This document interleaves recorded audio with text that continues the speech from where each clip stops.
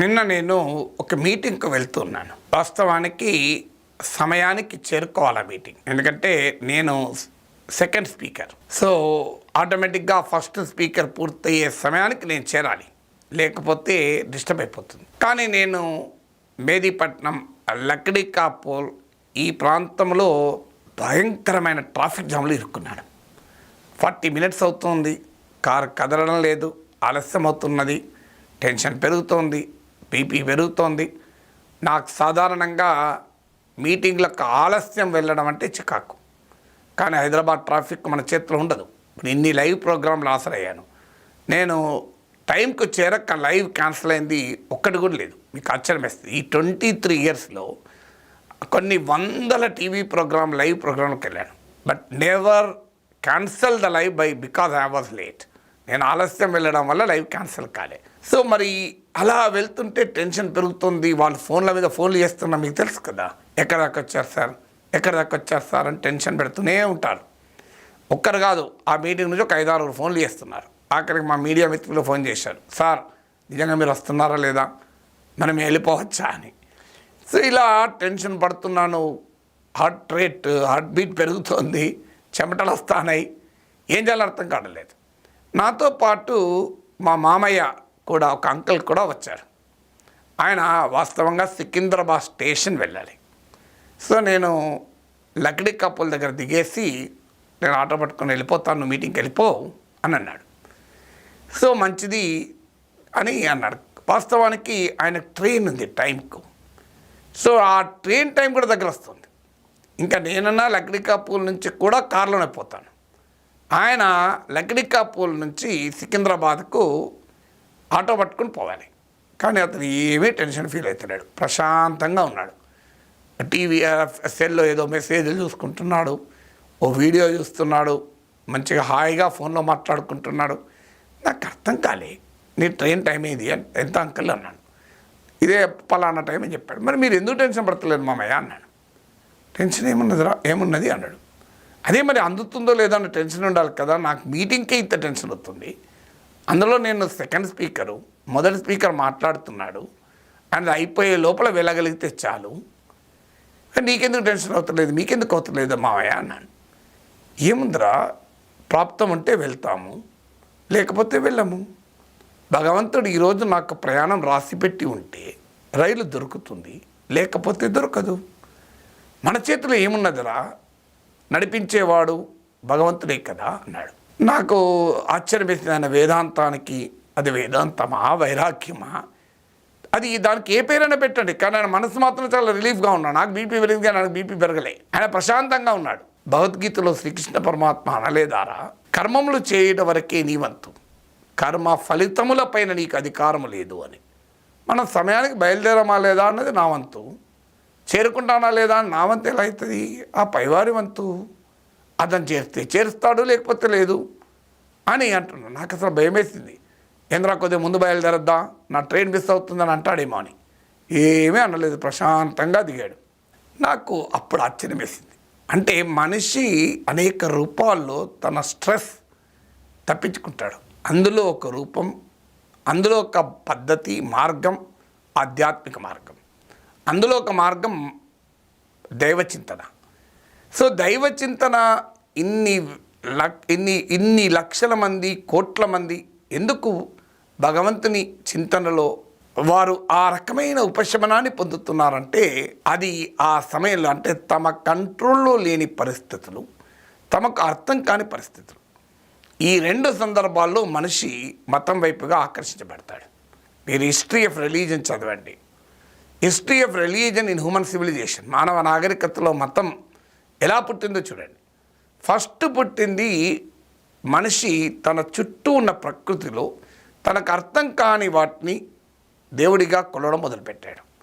గాలి దేవుడు, అగ్ని దేవుడు, వర్షము దేవుడు, మరణం ఒక దేవుని దగ్గరికి వెళ్తాం. ఇలా ప్రతి దాంట్లో కూడా మృత్యువుకు ఒక దేవుడు.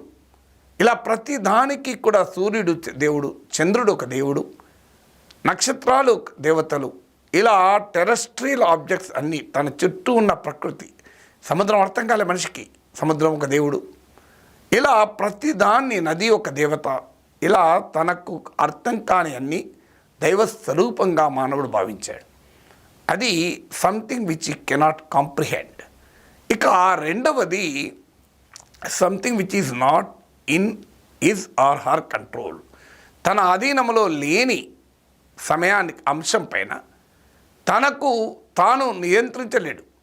అప్పుడు మనిషి తన ఉపశమనం పొందాడు భగవంతుని ధ్యానంలో. అంటే తన చేతిలో ఎలాగూ లేదు, అందువల్ల దేవుడు చూస్తుంటాడు. ఎందుకంటే ఆ క్షణంలో నేను కారులో కూర్చొని ఎంత టెన్షన్ పడ్డా నా చేతిలో లేదు కదా ట్రాఫిక్. నా చేతిలో ఉన్నది నా డ్రైవర్, నేను వేగంగా పొమ్మంటే పోతాడు కావచ్చు, కానీ అక్కడ ట్రాఫిక్ జామ్ అయి ఉంది కదా. అంటే situation is not in my control. Situation నా కంట్రోల్లో లేనప్పుడు నేను ఎంత స్ట్రెస్ ఫీల్ అయినా ఉపయోగం ఏమి ఉండదు. నేను ఎంత టెన్షన్ పడ్డా ప్రయోజనం ఏమి ఉండదు, ఆరోగ్యం చెడిపోవడం తప్ప. అందువల్ల ఎప్పుడైనా మనిషి తన నియంత్రణలో లేని పరిస్థితుల నుంచి తప్పించుకోవాలనుకున్నప్పుడు దైవచింతనలో శాంతి పొందుతాడు. అందుకే చాలామంది కాల్ మార్క్స్ రిలీజన్ గురించి కోట్ చేసిన ఒక సెంటెన్స్ మీరు కూడా వినుంటారు. Religion is the opium of masses అని, మతం మత్తుమందు అని. వాస్తవంగా మార్క్స్ను సమర్థించేవారు ఈ ఒక్క సెంటెన్సే కోట్ చేస్తారు, మార్క్స్ను వ్యతిరేకించేవారు కూడా ఇది ఒక్క సెంటెన్స్నే కోట్ చేస్తారు. కానీ ఇద్దరూ తప్పు. చాలామంది మీకు కమ్యూనిస్టులకు కూడా రిలీజన్ ఇది ఓపియం మాసెస్ అని చెప్పి మతోన్మాదాన్ని విమర్శించడానికి మతోన్మాదం మధ్య తేడా చూడకుండా ఈ మాట చెప్తూ ఉంటారు, మార్క్స్ అన్నారని వల్లవేస్తుంటారు. ఇక మార్క్స్ను విమర్శించేవారు చూడు మన మతాన్ని ఏమన్నాడు మార్క్స్, మతం మత్తుమందు అంటాడు, మనం ఏమన్నా నలమందు లాంటి వాళ్ళమా, మతం అనేది చూడు ఎంత ఘోరంగా అన్నాడని తిడుతూ ఉంటారు. కానీ కాల్ మార్క్స్ ఏమన్నాడు అసలు మతం గురించి? It is the sigh of the oppressed creature, it is the heart of the heartless world, it is the spirit of the spiritless situation and it is the opium of the people అన్నాడు. అంటే it is sigh of the oppressed creature, అణచివేత బాధ కష్టాల్లో ఉన్న మనిషికి, నిట్టూర్పు లభించని మనిషికి మతం నిట్టూర్పు లాంటిది అన్నాడు. It is the sigh of the oppressed creature. తాను ఆ పరిస్థితుల్ని అనుభవిస్తున్నాడు, ఇంకో మార్గం లేదు, ఇంకో తరుణోపాయం లేదు. అప్పుడు అతను మతం వైపు చూశాడు. అలాగే heart of the heartless world, ఉదయము లేని ప్రపంచంలో హృదయం మతం. Spirit of the spiritless situation, స్ఫూర్తి లేని పరిస్థితుల్లో మతం నుంచి స్ఫూర్తి పొందాడు. మా మామయ్య కారులో కూర్చొని ఆ ట్రాఫిక్ జామ్ చూస్తే స్ఫూర్తి లేదు, there no spirit, no way, you cannot understand. ఎప్పుడు ట్రాఫిక్ లేదో తెలియదు, చేరుతానో లేదో తెలియదు, అందుతానో లేదో తెలియదు. అలాంటి స్పిరిట్లెస్ సిచ్యువేషన్లో తనకు మతం స్పిరిట్ ఇచ్చింది. అందుకే కోట్లాది మంది ప్రజలు మతం వైపుగా పరిగెత్తుతారు. అందువల్ల తప్పుపట్టాల్సింది మతాన్ని కాదు, తప్పుపట్టాల్సింది మత ఉన్మాదాన్ని మాత్రమే. మతం అనేది ఒక సహజమైన మనిషి ప్రయాణ మజిలి. అంటే తనకు అర్థం కానిది ఉన్నప్పుడు, తన కంట్రోల్లో లేనప్పుడు. Two things, something which is not in his or her comprehension, something which is not in his or her control.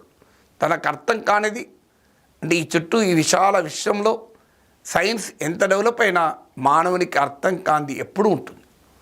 ఎందుకంటే ఇంత విశ్వం అంత కాంప్లెక్స్, ఎంత చేసినా అర్థం కాదు. సూర్యుని తర్వాత ఏమున్నది, గెలాక్సీల తర్వాత ఏమున్నది, ఇలాంటి గెలాక్సీలు అనేకం ఉన్నాయి, ఇలాంటి సూర్య కుటుంబాలు అనేకం ఉన్నాయి. మరి ఈ విశ్వం ఎక్కడ పుట్టింది, ఎక్కడికి పోతుంది? సో ఇలా నీకు సాధారణ సగటు మానవునికి ఈ చుట్టూ ఉన్న ప్రపంచంలో ప్రశ్నలు మిగిలే ఉంటాయి. అందువల్ల when it is not in comprehension, అర్థం కానప్పుడు మనిషి మతములో సమాధానం వెతుక్కుంటాడు. అలాగే which is not in the control, తన కంట్రోల్లో లేదు, అనారోగ్యం చెడిపోయి చాలా తీవ్రంగా ఉంటాడు, డాక్టర్లు కూడా ఆశలు గ్యారంటీ లేదంటారు. అప్పుడు ఏం చేయాలి? అప్పుడు బాధపడుతూ కూర్చుంటే లాభం ఏంటి? పోనీ తాను బాధపడితే పరిస్థితులు మారుతాయా? Situation is spiritless. పోనీ బాధపడితే ఇంకా ఎక్కువ టెన్షన్ పెట్టి అనారోగ్యం పెరుగుతుంది, చుట్టూ వాళ్ళకు కూడా అనారోగ్యం పెరుగుతుంది చూసుకునే వారికి. సిచ్యువేషన్ ఇది హార్ట్లెస్, ఉదయ విదారకం పరిస్థితి, ఉదయం లేని ప్రపంచం అది, స్ఫూర్తి లేని పరిస్థితి అది.